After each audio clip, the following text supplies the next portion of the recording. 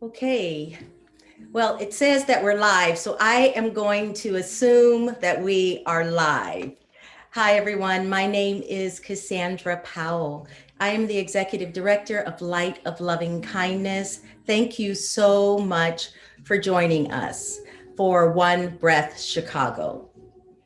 So, to tell you a little bit about One Breath Chicago, One Breath Chicago is, you can call it our COVID response.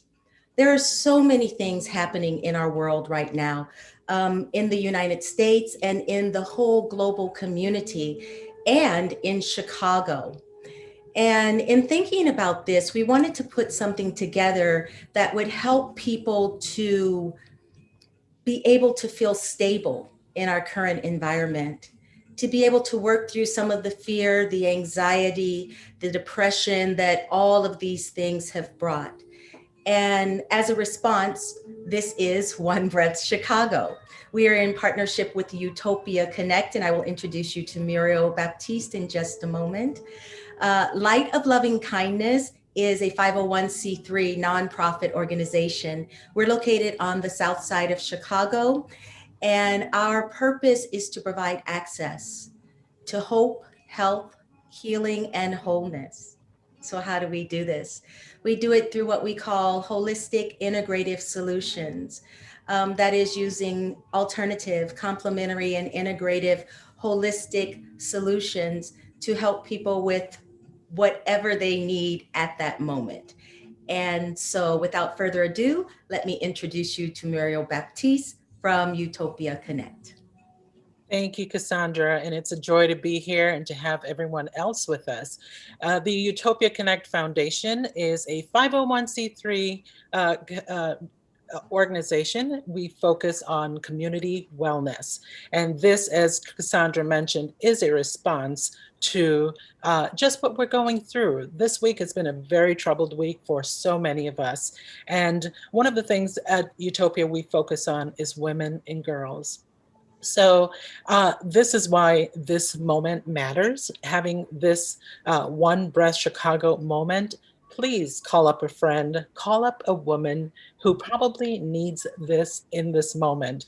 Invite her to be a part of this. Share this message with her. And let's all breathe together. It's so important to find the power of the breath during this time. So I look forward to this moment, and please join us. Thank you. Thank you so much, Muriel. So, just quickly, I will tell you that next week we will have a panel, same time, Sunday at 3 p.m., called Your Breath and Self Care. Following that, we have two additional panels. One is a men's panel, and it is called Your Breath and Anger Management. So when we say men's panel, we mean that they're all men on the panel, but of course, anyone and everyone is welcome to this panel. And then following that, we have a panel with all women on the panel, also called Your Breath and Anger Management. And that will be the last of this series. And then we will begin daily breath work, 3 p.m. every day on all of our platforms. So join us there. And also, if you can donate to help us to keep this program free, then please do so as well. Thank you so much. And now let me introduce you to our panelists. I'm going to start with Erin Otis. Erin is a yoga instructor who came to yoga, as she says, like many others, full of disease, autoimmune, ill, depressed, and making unhealthy choices for her life. She's been teaching yoga for about 5 years now, and she says teaching is her way of giving back to God. It is her dharma, her life's purpose.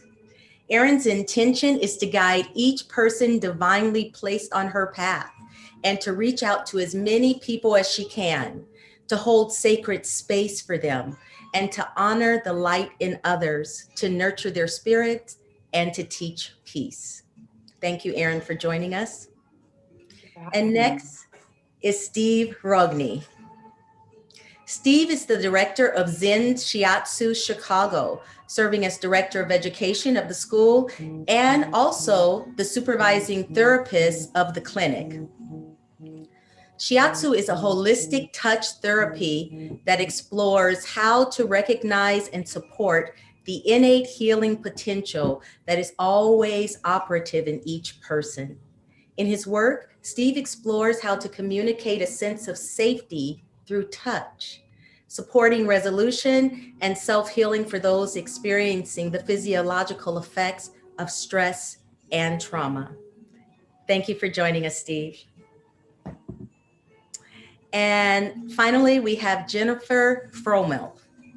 Jennifer is a holistic psychotherapist and the founder of Innovative Counseling Partners, LLC. Her practice is centered around the belief that mental health is not just brain wellness, but whole wellness. Jennifer and her team provide integrative mental health, trauma, and energy-based therapies with a passion for providing quality care for the masses. And Jennifer, thank you so much for joining us. Thank you. All right. And Jennifer, since we're already talking to you, can you tell us, what does a holistic psychotherapist do? That's a really good question. And I think a lot of times some of our clients are even wondering, like, what did I get into? A holistic therapist, psychotherapist, is someone who actually is looking through assessment of you as an individual as all aspects of your life. We talk about food, we talk about things you put on your body outside of putting in your body. And then we also address like the typical kind of therapeutic intervention of emotion and emotional regulation and what traumas you have encountered throughout your life. So our assessment is a longer assessment than most clinical therapists because of the fact that we're actually looking at all of these things as we're approaching what treatment needs you might in fact have. Okay, it sounds like a complete integrative package. Yes, yes, very much so. Wow, well, thank you so much. And Erin, you're a yoga teacher, so can you tell us, do you have a specialty that you practice? I kind of dabble into, again, like the whole being.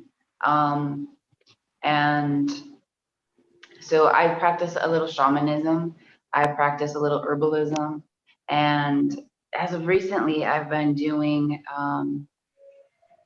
physical activity, like strength training, to sort of help with it all, processing it all. So I'm a very much about feeling, and I was trained in a vinyasa kind of technique, and I sort of integrated a lot of my own feeling with it, my own needs with it. So I have some Qigong influence within my flow. It's a lot of hatha and yin and restorative and meditative, so that the opening meditation just really starts to flow and you start to move through your whole body.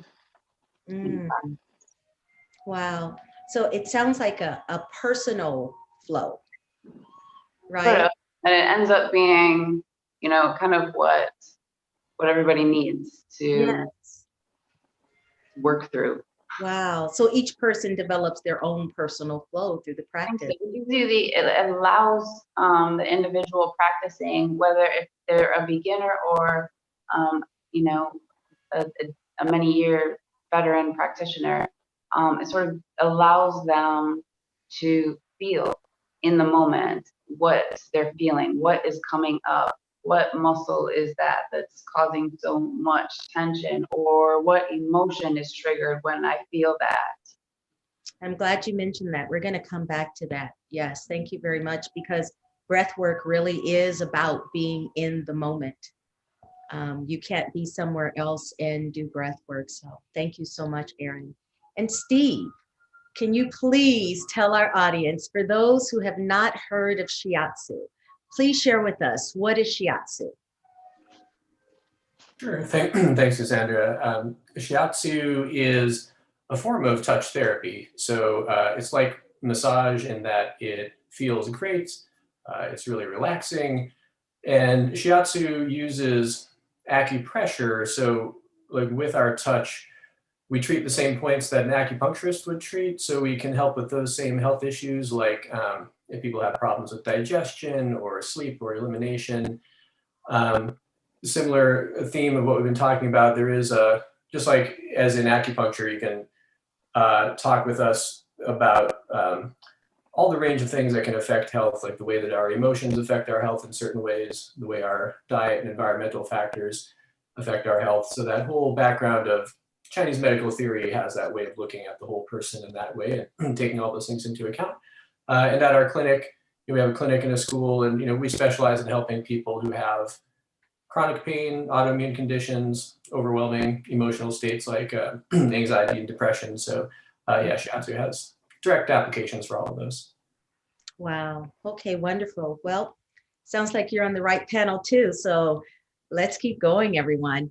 So let's start with a definition of one of the following. If perhaps everyone on the panel can choose one of these words and just give a short definition: stress, anxiety, depression, or trauma.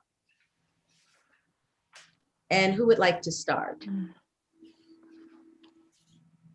I could jump into something about stress. I could start.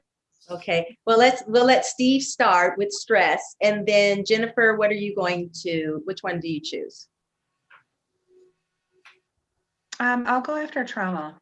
And you'll go after trauma. So Erin, anxiety or depression. So I'm not looking for the textbook definition necessarily, because we can all go to dictionary.com and we can read it. But what is a definition that you can give that can help people understand? All right, Steve, it's on you. Great. All right, so stress, we think about the strain, the tension that happens when we have really adverse, demanding circumstances. And I just really like to appreciate that difficult experiences really do take a toll on the body. So when we go through strong emotions, it literally can be hard on our organs. Like we get the feeling of stomach aches or headaches when we have stress.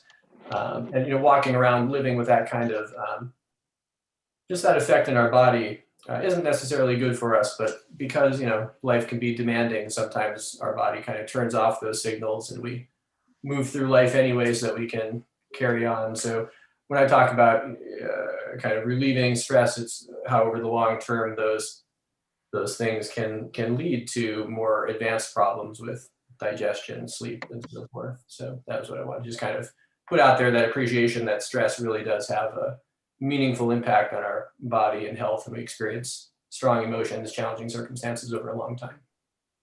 Would you say that the majority of people that you see that come into the clinic for Zen Shiatsu are experiencing stress or have experienced significant stress, especially over the last year? Mm-hmm. Yeah, absolutely. Just pretty much across the board to varying degrees, everyone's carrying it with us. So yeah, one of the big gifts I think we can give is just the chance, to literally be relieved of that stress and find something within us, something that actually feels good. The kind of, for the good news, our bodies are always bringing forward this sort of healthy sense of healthy resources, a healthy, strong response to the situation. And sometimes it just takes, just that chance to relax, remove the layers of stress, and just bring forward that way that we want to be, even in these challenging circumstances. Yes, thank you. Thank you so much. And Jennifer, trauma. How would you describe trauma or define trauma? Okay, so trauma, I think for many people, a lot of people think automatically when they think of trauma, they think, someone who's been in battle, in war. The reality is trauma is different for each of us. And one of the pieces about trauma that is different for each of us is our own our own experience with something that overwhelms our system. So just like Steve was talking about stress on the body, you know, the reality is that all of us are made of the same things, and all of us are filled with light and energy. And when our light and energy is negatively impacted, we end up sometimes find ourselves in a trauma state. And so a trauma state, many of the times for a lot of people, they can relate when I say something along the lines of, do you feel like that sense of like stifledness where your body just freezes and you feel like you can't move?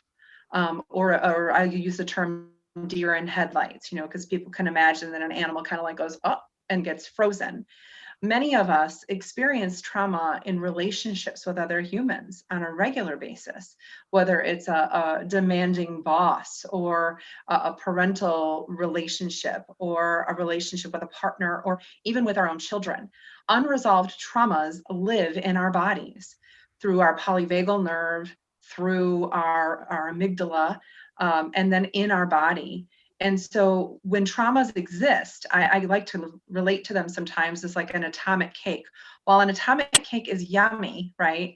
It's got one layer of chocolate, one layer of banana, one layer of white cake.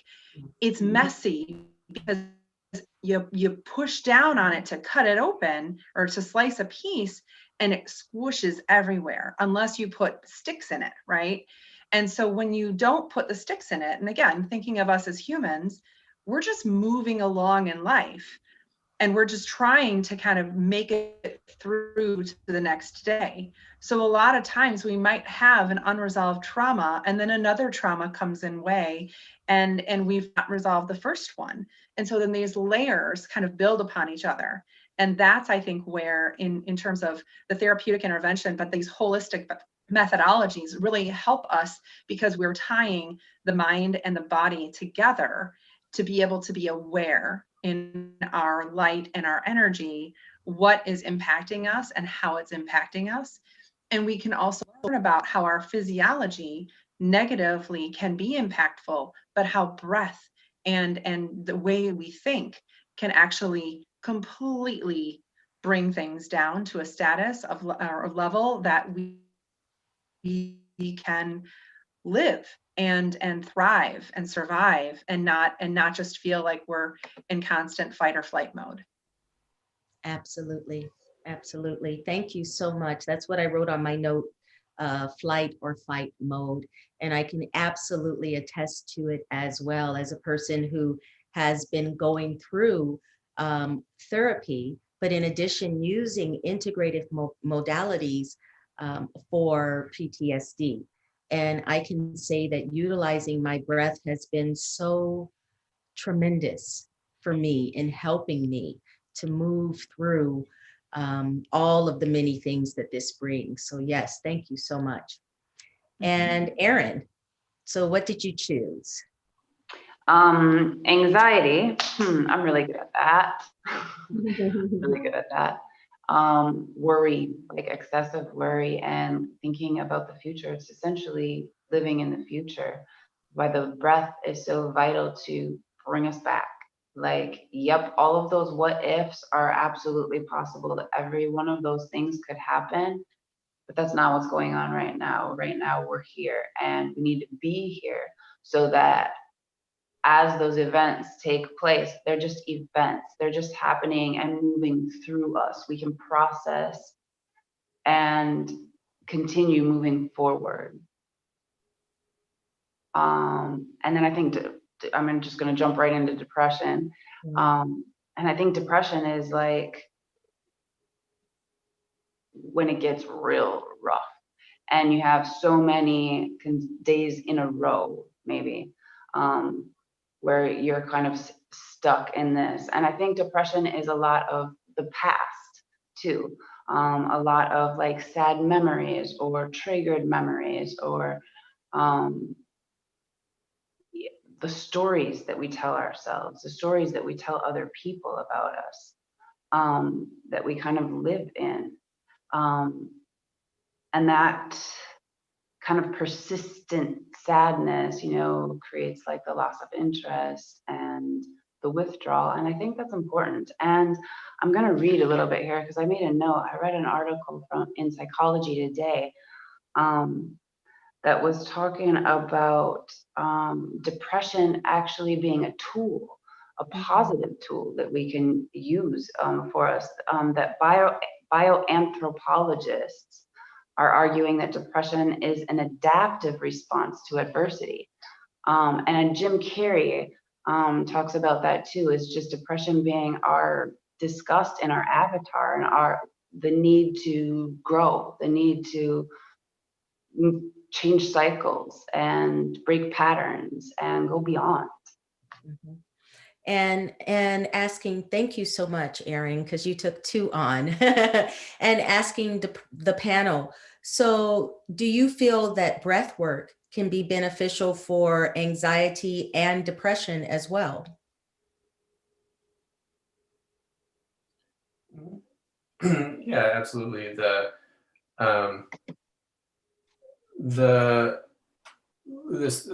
Breath work in general, I think, both helps us let go of those physical patterns that are there, like when we have anxiety and we are constantly the brain, the thoughts are moving, and everything is feeling excited in that way. Or likewise, when there's depression, whatever consistent emotion that's there, there is the chance to notice and let go on the one hand, meaning that we can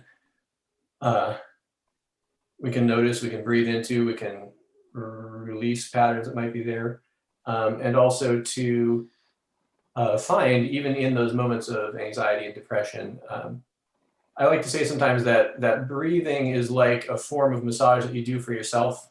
It's like, in the same way, when we give shiatsu to someone might say, oh, I didn't even know I was tense there. It's this way of being touched helps your body recognize what's happening fully.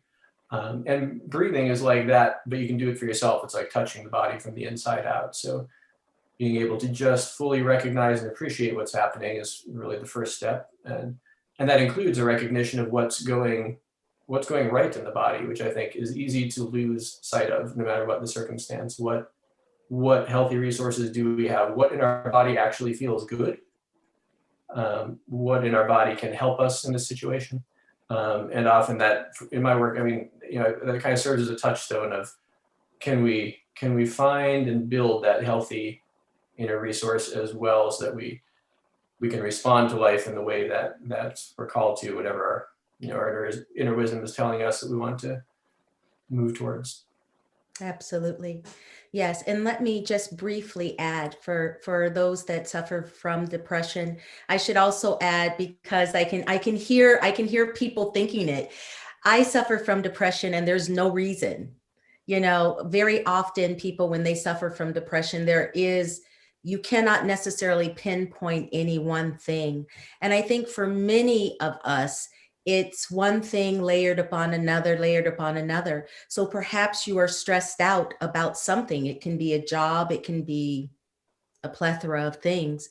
And then you start experiencing anxiety about the what ifs because we're not present. And then following that, the depression can hit. So and these can be triggered by a previous trauma. So very often these things come together.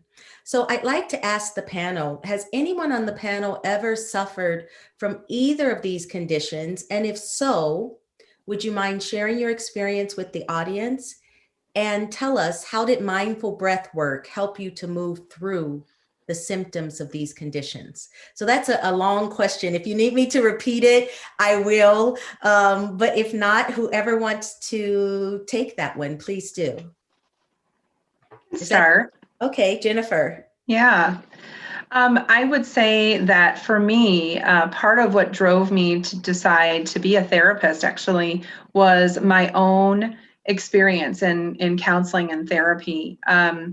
I grew up in a household where there was domestic violence during my younger years. And my 3rd grade counselor at the school pulled me in and started talking to me.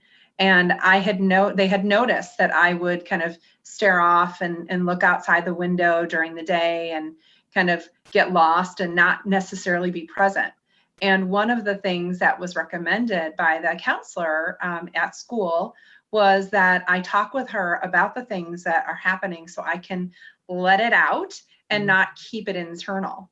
And what I ended up talking about was what was happening at home that I had no control over. And just by me speaking, I automatically felt relief to know that like it wasn't my job as a third grader to like fix what was happening in my home. She also talked to me about what I was feeling in my body. And we talked about like how I can feel better sometimes. And so we talked about a coping strategy of breathing. And then on top of the coping strategy of breathing, I also looked at how much I liked music, that when I listened to music and I danced, I was in my body and it felt free. And my body didn't feel entangled anymore with the things that were happening around me. And so those were the beginnings for me of the very little bit of, you know, where breath and body and why counseling I think works so well is because, I mean, you don't go to your medical doctor for your 15-minute checkup and you know, they get to hear all of the things that you're doing in that meeting. And then they go, oh, well, you should do this, this, and this. That's not how our Western medicine works. And so I feel so lucky with our clients to be able to fully look at all aspects of the self and give immediately some recommendations that can help alleviate some of what they're feeling, but give them hope and knowledge and knowing that these things too can be resolved and that they are the key at the center of it all. Wow. So you said you were in the third grade? Yes. Wow.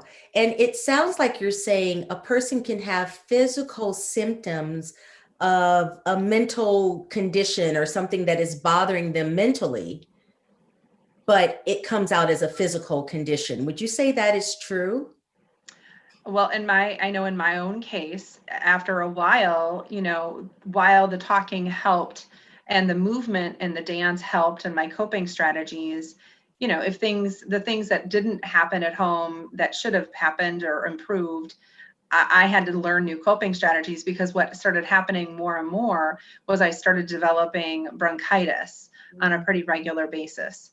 And of course, what happens with bronchitis? It's an infection of your lungs, which is your difficulty then breathing.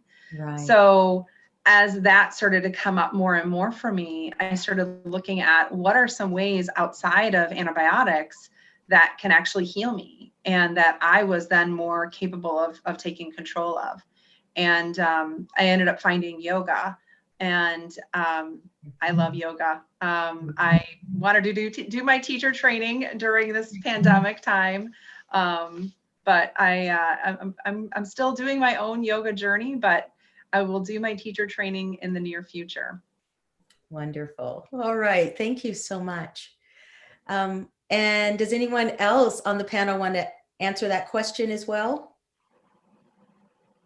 Have you ever suffered from any of these conditions? And if so, would you mind sharing your experience with the audience and tell us how did mindful breath work help you to move through the symptoms? Well, I'll share. I think I have been through every one of these things. Anxiety, depression, stress, all of it. Self-inflicted mostly, with bad decisions. So for me, it's been a lot about, you know, seeking truth and getting right and living more righteously.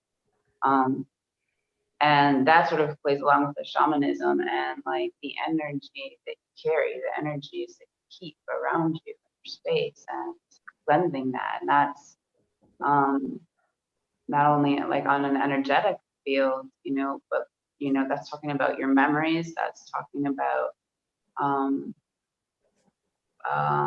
your instinct, you know, your experiences that you've been through. So it's a lot of like kind of subconscious cleansing of that energy field, but then it's about what you're eating and the minerals, the intake that you're getting in, where you're, you know, it might be deficient or what you need to supplement. And then the herbalism comes into play, and like cleaning up some of that gut, some of that, hippocampus crap, that calcifies, the brain stuff. And so the herbs that work with that, and I've, just taken it to that holistic level where I'm like cleansing that out, those old patterns, those, that subconscious really, and moving into more of an expanded higher vibration. So in dealing with the fight or flight and the PTSD, I'll just say that I got to a point of that third one that Jennifer had talked about earlier with the frozen, and that like immobilization, that fight, flight, or immobilization, where I just get stuck. I just get freaking stuck in my emotion, and I had to do something about it. I heard the word jump audibly from a couple different sources, and I started working out. I started doing some strength training. I kind of babied myself for about 4 years around the trauma, and kind of nourished and nourished and nourished. I did a lot of solitude. I did a lot of fasting, and like that, the whole cleansing idea, the detox idea. And then I took a lot of care of myself, the qigong and the breath work and the meditation. And then recently I, was still feeling that immobilization part of it. And I had to push through. I had to go beyond and do something real uncomfortable. And so I started strength training and working out at the gym with a group of awesome individuals, who are more like my family than anything right now. And I cry often, but it's about going deeper, and getting into that stored, that stuffed trauma. And Erin, how does breath work help you do that? The breath, I wrote down 3 specific breath techniques, and the one is just alternate nostril. Back and forth. That alternate nostril is going to take you out of a panic state. It's going to take you out of that like real intense states, to slow you down and get you into a deeper state of relaxation. That one has been huge for me. So it helps with panic attacks, are you saying? Yeah, with it has helped you with panic attacks. Yes. Okay. Absolutely. And that just to have that heightened kind of general anxiety, and that and needing to slow yourself down into a better state, but also rebirthing. Shamanism, they call it rebirthing. In yoga, we call it the breath of fire, which is a nostril breath again, but it's fast, it's rapid, tongue at the roof of your mouth. And that has been really helpful for me for those depressed states, for those states where you're just sluggish and uninterested and difficult to move. Right. And then just, sort of for that connection purpose, when you're just kind of disconnected or moving too much, working too much, just kind of stuffing again, not really letting life move through you, but kind of juking around it. That just deep, slow, connecting breath where you can like pay attention to the pauses in between the inhale and the exhale, and really connect that mind gut, that vagus nerve. Emotion. All right. And Erin is going to lead us in a breath work at the end. So yes, absolutely. Thank you, Erin. And Steve, can you talk about the impact of breath awareness in stressful moments? And by this, I mean, how is a person's breath different when they're stressed? Yeah, when they're stressed. Sounds like I was going to add something to that, but I'm not. How is a person's breath different when they're stressed? Yeah, let me say something about that. And there's something that occurred while everyone was sharing about the conditions they've experienced. And certainly myself, this last year has been challenging like no other, feeling at times like just things are ordinarily joyful in life are really challenging, and, having to, finding on the one hand, being really grateful for these tools and resources that like the things that Erin is describing and similar practices in my own life. But working with my clients, I want to just make this point for the benefit of anyone who's listening. Because you asked the question, do you find that people who come in, like a lot of people are experiencing stress? And it's so, I mean, everyone is stressed. And I want to let people know that it is normal. That one thing I also hear is that people are feeling or carrying the stress and feeling guilty about it, or feeling like, is it only them? Are they the only ones who feel this way? That this kind of experience can be very isolating. So I just wanted to, just say that out loud for everyone's benefit, to know that it's, it is normal. There's tools, there's ways to move forward, and yeah, you're certainly not alone in it.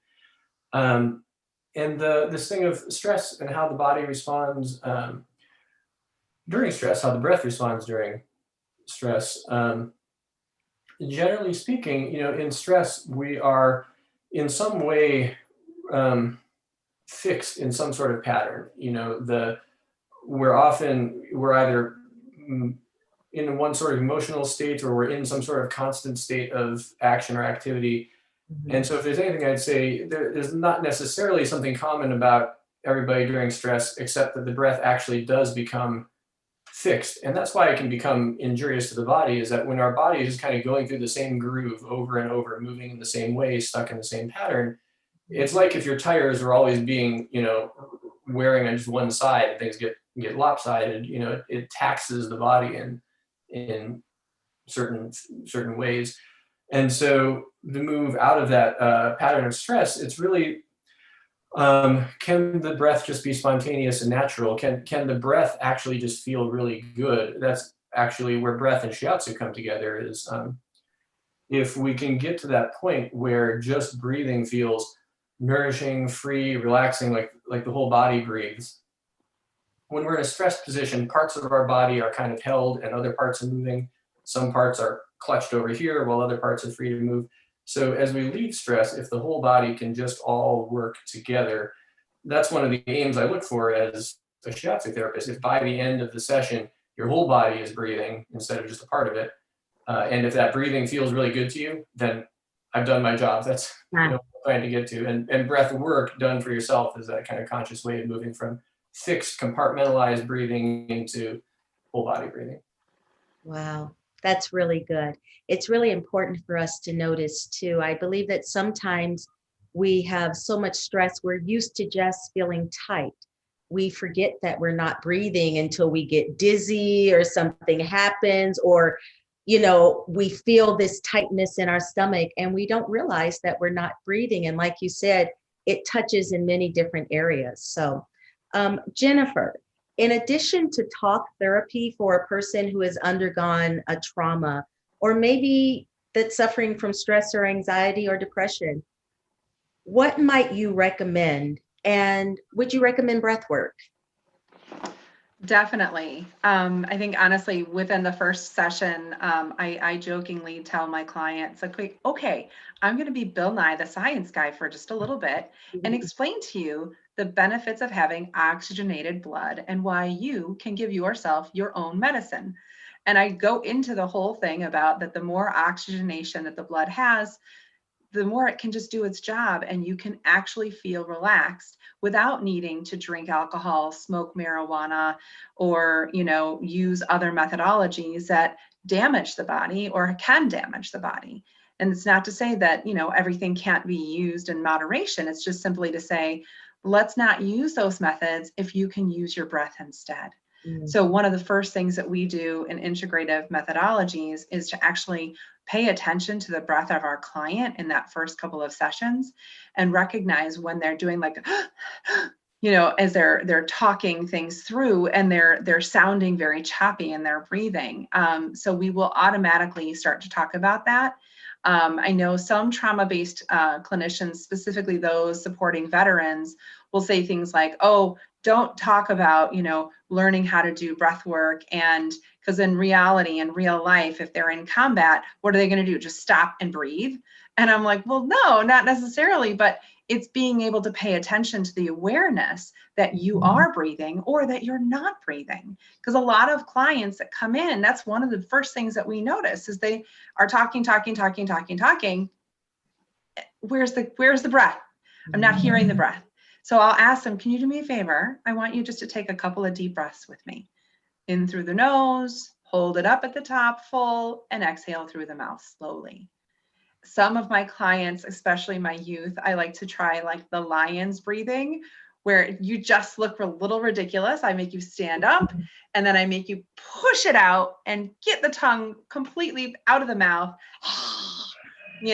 and we do it together. So it's kind of fun. We're all silly together in that way, but they recognize like, wow, that really felt profound. Like that felt big. And I'm like, right, exactly. And you have the capacity to do it, whether you're with me or not, So we definitely are talking about breath and breathing and recognizing when. Sometimes I have them keep a breathing or a breath journal, So when you got freaked out by that situation, what did you notice? Where were you holding? So I talk a lot too about the psychology of the chakras, thinking about, the crown of the head all the way down through your, peritoneum. And when you find yourself holding anywhere along that line, that it's an indication that there's stress in there and you're holding. If you can breathe into that spot, just for a count of maybe 10 full breaths, 10 cycles, you might automatically find instantaneous release.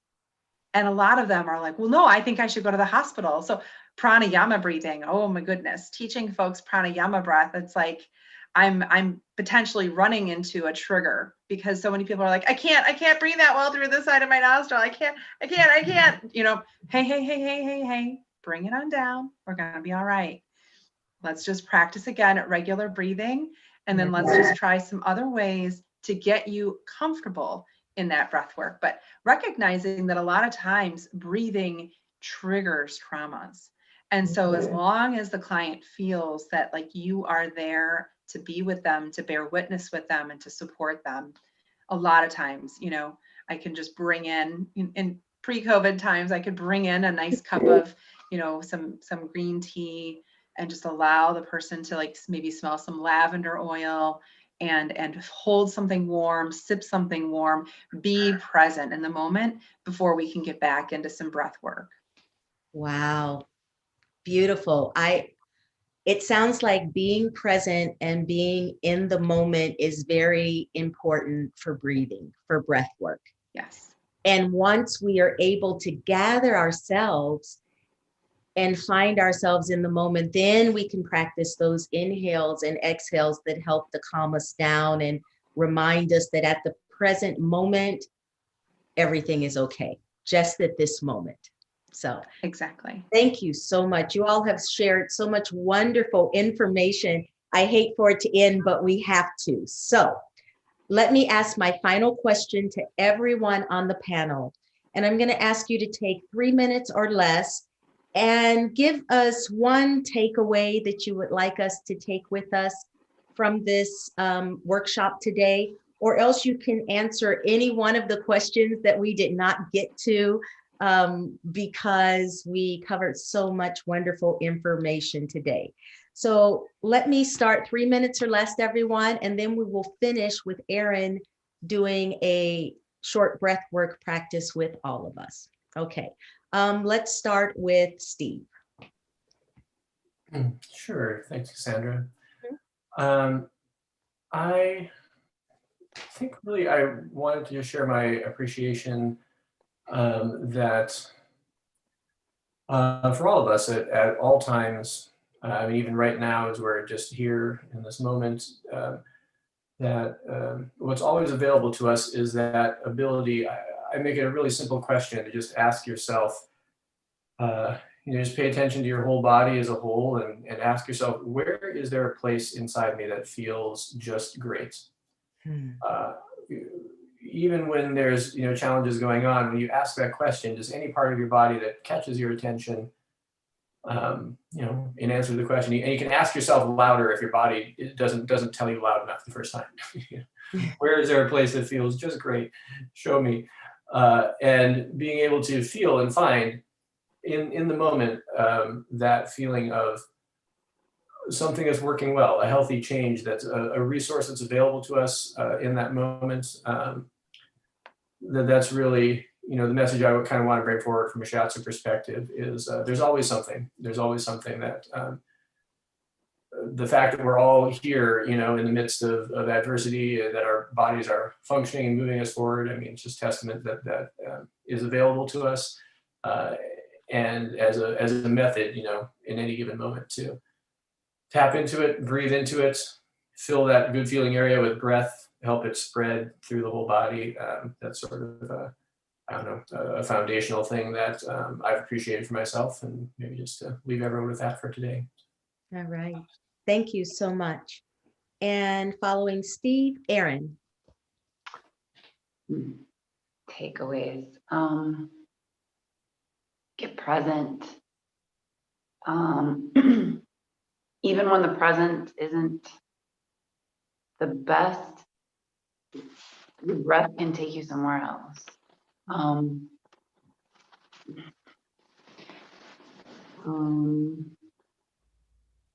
I think it's really about being that present moment awareness, and gratitude.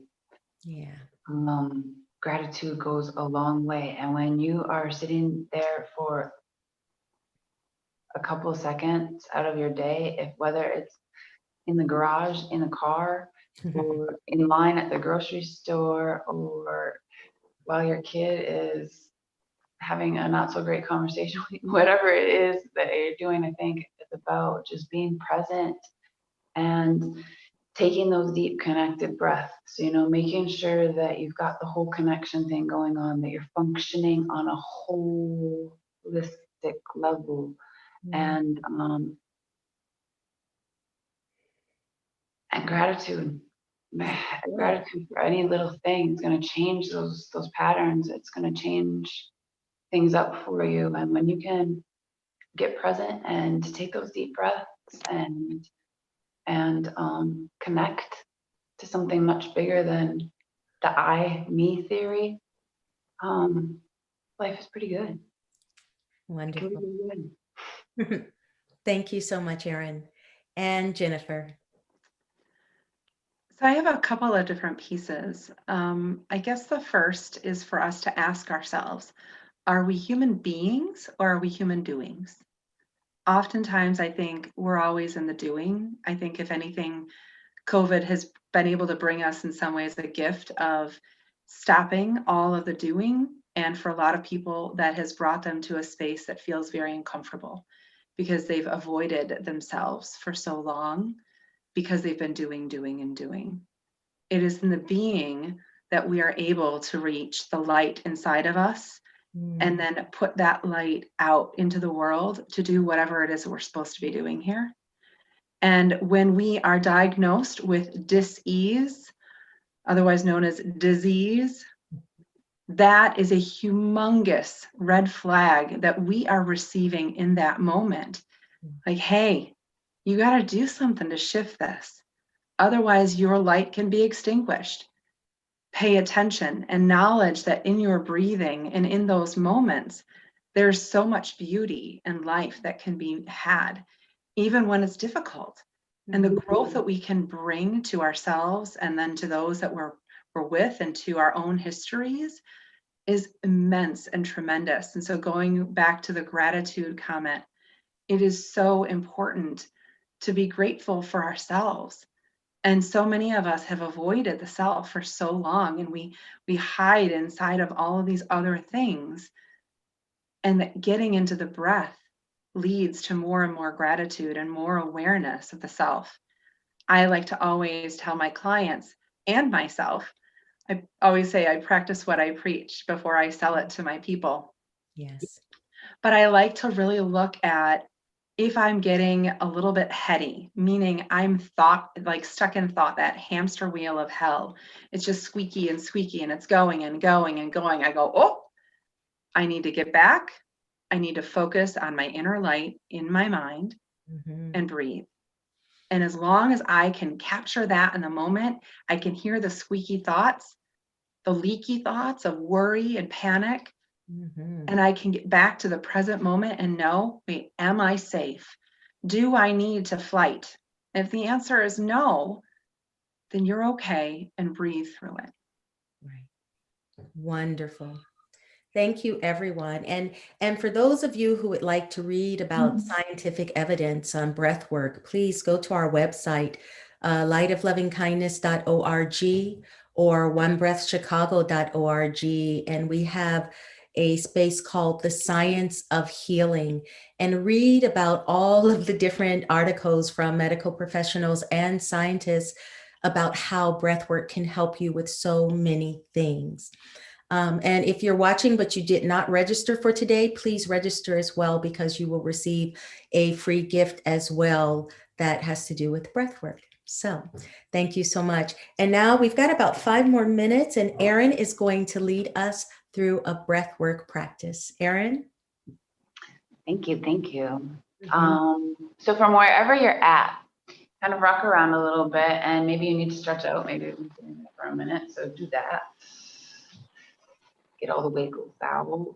Get all the tension out. Take a twist or two. Oh my. You can do this from wherever you're at. So if you're seated on a chair, or you're on the ground, or you're on a pillow, wherever you're at, just kind of root down. Even if you're standing, root down. So it's either going to be those sit bones at your pelvic floor if you're seated, or maybe the bottoms of your feet. I love standing meditation, especially if there's a lot of pain involved.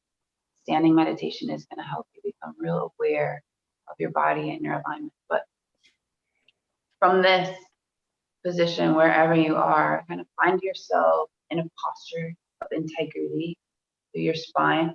You're stacking your hip joints on top of those sit bones, and then your ribs on top of your hips, and your shoulders on top of your ribs, your ears aligned with your shoulders, chin maybe drop back just a little bit. A nice alignment through your spine. I like to say palms up to receive, palms down to maybe give away some energy, especially if you're real anxious. You touch your hands down onto the ground. If you're kind of seeking, if you need some guidance, you need some blessings, whatever you need, turn your palms up to receive. And just get real still and real quiet and settle in. The body and the mind is going to tell you, the ego, I think, is going to tell you that you're uncomfortable and your left nostril itches and your ears ringing and you need to move and wiggle around, but get quiet. Take a deep, deep breath in through the nose. And a big open mouth exhale. And use those first 3 real big breaths, those open mouth exhalations, to sort of settle yourself into your posture.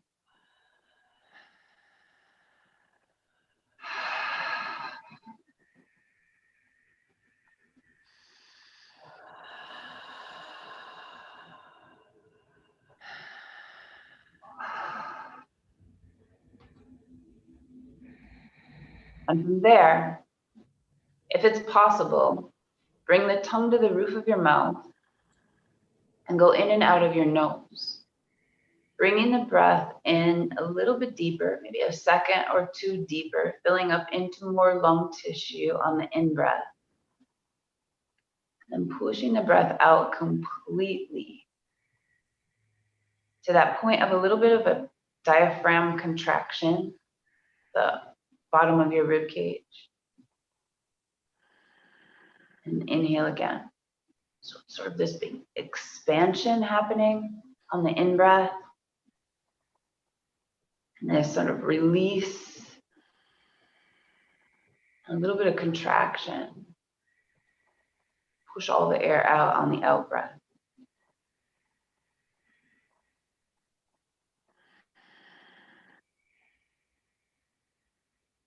And as many times as your mind wants to wander off, or you hear distraction, or you feel sensation in your body, continue without judgment to bring yourself back to the attention on the breath coming in, that breath going out. The tongue on the roof of the mouth is going to help slow down some of the thoughts, some of the mental processes.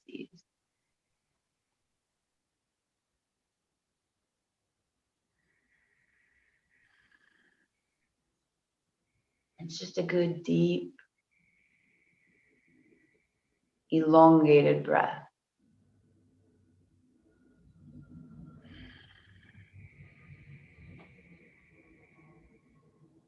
And if ever any bit of anxiety wants to try and bubble up, slow it down. Release it through the very next exhalation. And use that exhale and kind of push it all the way out, grounding you back into the earth and filling up again.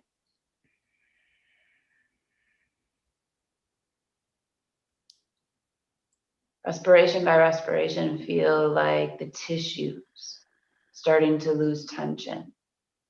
The lines around your face, your expression lines, getting softer. Your jaw relaxing.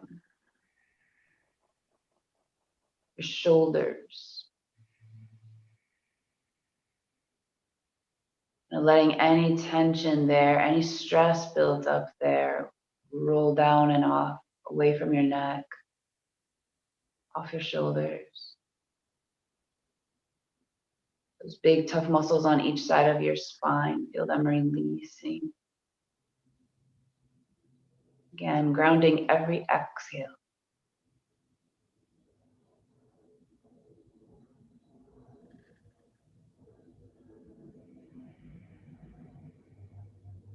Whatever bubbles up, let it go, breath by breath.